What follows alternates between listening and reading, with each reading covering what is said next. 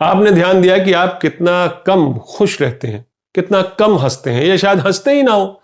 एक इकलौती हंसी जो आप अपने आसपास सुनते होंगे, और वो भी तब जब आप सवेरे जल्दी उठते हैं, वो उन दादाओं की, नानाओं के ठहाकों की आवाज आती होगी आपके कानों में, जो सवेरे पार्क में टहलने निकलते हैं, योग अभ्यास करते हैं।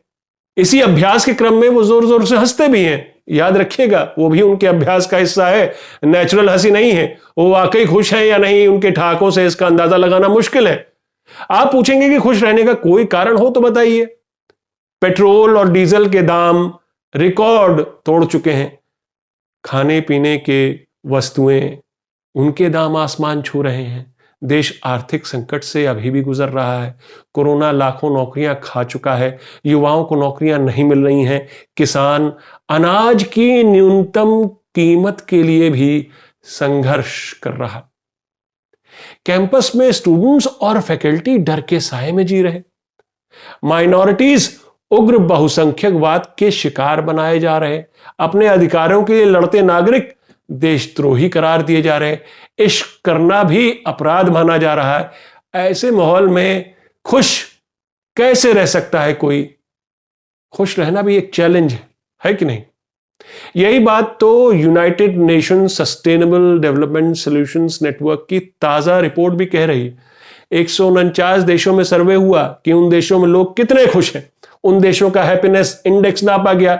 सालाना सर्वे होता है, कोई नई बात नहीं, लेकिन इस बार कोरोना के बाद देशों की खुशियों का इंडेक्स खास तौर पर नापा गया। भारत में भी वो सर्वे हुआ। ज्यादातर सर्वे फोन पे हुए। तो क्या कही रिपोर्ट में निकल कर यह आया कि जो 11 सबसे कम खुश देश हैं, उनमें भारत का नाम भी शुमार है।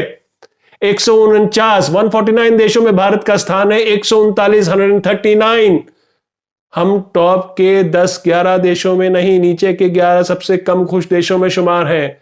इस रिपोर्ट के मुताबिक पाकिस्तान, चीन और बांग्लादेश, हमारे पड़ोसी देश, हमसे कहीं ज्यादा खुश देश हैं। वो पायदान पे कहीं ऊपर है। वैसे हमने हैप्पीनेस इंडेक्स में 10 देशों को पछाड़ा भी है, जो ये रिपोर्ट कहती है। हमसे जो देश और भी पीछे हैं और भी नीचे हैं, उनके नाम भी सुन लीजिए। अफगानिस्तान, यमन और ज्यादातर अफ्रीकी देश जैसे Rwanda, tanzania, Zimbabwe, Botswana, Burundi. Bharat माता की जय। नमस्कार, मैं हूं आपका न्यूज बास प्रभात शुंगलू। मेरा आज का सवाल, क्या हैप्पीनेस इंडेक्स की इस रिपोर्ट से आप सहमत हैं? अपने जवाब हां या ना में जरूर दीजिएगा। आगे बढ़ने से पहले बता दूं कि फिनलैंड सबसे खुश देश माना गया। टॉप 11 सबसे खुश देशों में Denmark, Switzerland, Iceland, Netherland, Sweden, Norway, New Zealand और ऑस्ट्रेलिया शामिल है। कनाडा 14वें स्थान पर है और अमेरिका 19वें स्थान पर। जहां दावे बुलेट ट्रेन चलाने के हों और कोरोना के चलते लाखों मजदूरों को पैदल ही अपने घर पलायन करना पड़े घोर गर्मी में, उनके लिए रोटी या ट्रांसपोर्ट का जुगाड़ तक होना मुश्किल हो जाए, उसमें भी सरकारी कोताही बरती जाए। जहां कोरोना को फैलने से रोकने के लिए ज्यादा टेस्ट कराने के बजाय आम नागरिकों से ताली और थाली बजवाई जाए, ऐसे माहौल में कौन खुश हो सकता है भला? आज तो आपको मालूम है, देश कोरोना के सेकेंड वेव के चपेट में है। पिछले 24 घंटों में 40,000 से भी ज्यादा कोरोना पॉजिटिव मामले दर्ज हुए हैं। खैर, एक एक कर बताता हूं कैसे नापा गया हमारा आपका हैप्पीनेस इंडेक्स। हैप्पीनेस यानी खुशी नापने के मुख्य तौर पर 3 मापदंड तय किए गए। लाइफ इवैल्यूएशंस यानी कि quality of life, positive emotions and negative emotions. ये सर्वे वर्ल्ड गैलप पोल करता है। तो जैसा कि मैंने बताया, लाइफ इवैल्यूएशंस यानी क्वालिटी ऑफ लाइफ नापने के लिए लोगों से पूछा गया, आप एक सीढ़ी के बारे में सोचिए और फिर 1 से लेकर 10 नंबर तक दीजिए। 10 नंबर यानी आप सीढ़ी की सबसे ऊंची पायदान पे, आप खुद को टॉप ऑफ द वर्ल्ड महसूस कर रहे हैं। उसी तरह पॉजिटिव इमोशंस जानने के लिए पूछा गया, क्या आप कल जो बीत गया आप हंसे थे? अगर आप हंसे थे तो आपको 1 नंबर अलॉट होगा, और अगर आप नहीं हंसे थे कल, बीते हुए कल में, यानी 24 घंटे में आपकी हंसी नहीं आई थी, आप खुश नहीं थे, तो आपको 0 नंबर अलॉट किया गया। नेगेटिव इमोशंस नापने के लिए यह किया गया कि आपके हां या ना वाले जवाबों का एवरेज निकाला गया, और आपके हां या ना 3 इमोशंस पर आधारित थे: चिंता, दुख और गुस्सा।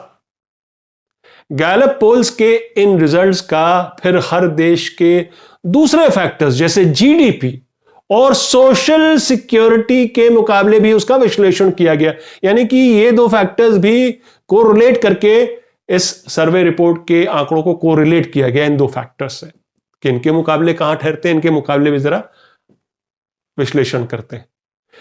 आपको चिंता थी ना कि कोरोना में नौकरी गई वो वापस मिलेगी या नहीं, मिली भी या नहीं मिली, अब भी आप नौकरी की तलाश में भटक रहे हैं। आपको गुस्सा था ना कि आपसे सरकार ने बेरोजगारी के आंकड़े छुपाए, जिसने 2 साल पहले ही 45 साल का रिकॉर्ड तोड़ा था।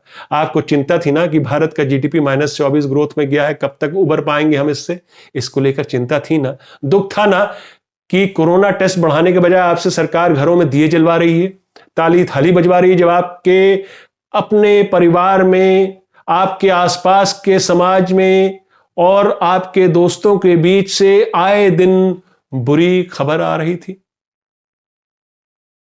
फ्रीडम हाउस और वीडन की हालिया रिपोर्ट भी ये कह चुकी है, कुछ उसने भी हाल में एक रिपोर्ट दी है, वो भारत के लोकतंत्र को लेकर दी थी कि भारत के लोकतंत्र पर खतरा है। फ्रीडम हाउस ने भारत को फ्री से आंशिक तौर पर फ्री देशों की फहरिस्त में डाल दिया। ये भी तो कोई खुश होने का विषय तो है नहीं, बल्कि फ्रीडम हाउस की रिपोर्ट पर भारत सरकार भड़क उठी। वो लोग कौन होते हैं हमें लोकतंत्र सिखाने वाले? खबर आई कि भारत भी प्रेस फ्रीडम को लेकर दुनिया के देशों की एक लिस्ट बनाएगा, उनको रैंकिंग देगा। लेकिन जैसा कि योगेंद्र यादव अपने हालिया लेख में कहते हैं कि मोदी जी से पहले कोई प्रधानमंत्री ऐसा नहीं हुआ जिससे अंतरराष्ट्रीय पटल पर अपनी इमेज की इतनी चिंता हो। मोदी से पहले किसी प्रधानमंत्री ने अमेरिकी राष्ट्रपति को ऐसे खुश करने की कोशिश नहीं की जैसे कि मोदी ने ट्रंप के लिए किया। अब की बार ट्रंप सरकार, ये वही सरकार है जो सरकारी आंकड़ों से ज्यादा आईएमएफ के आंकड़ों पर ज्यादा भरोसा करती है। ईज ऑफ डूइंग बिजनेस पर ढपली बजाई जाती है, फिर पता चलता है कि मेथडोलॉजी में कहीं फेरबदल किया गया ताकि अच्छी रैंकिंग मिल सके, यानी मैनिपुलेशन हुआ कहीं। किस लिए? भारत की इमेज अच्छी बने। इसलिए हैप्पीनेस इंडेक्स भी भारत के लिए अच्छी खबर तो नहीं है, कम से कम तब जब डुग्गी पीटी जाती हो मोदी जी की अंतरराष्ट्रीय इमेज की, और उस बीच एक रिपोर्ट ये कहे कि दरअसल हम अफगानिस्तान और रवांडा और यमन जैसे देशों से थोड़े कम दुखी हैं और आम पाकिस्तानी या आम बांग्लादेशी हमसे ज्यादा, कहीं ज्यादा खुश है। तो इसको स्वीकार करने के लिए भी तो 56 इंच की छाती चाहिए। मेरा आज का सवाल, क्या हैप्पीनेस इंडेक्स की इस रिपोर्ट से आप सहमत हैं? अपने जवाब हां या ना में जरूर दीजिएगा। तो ये थी आज की न्यूज़बाजी, फिर मिलेंगे एक नई न्यूज़बाजी के साथ। तब तक के लिए नमस्कार।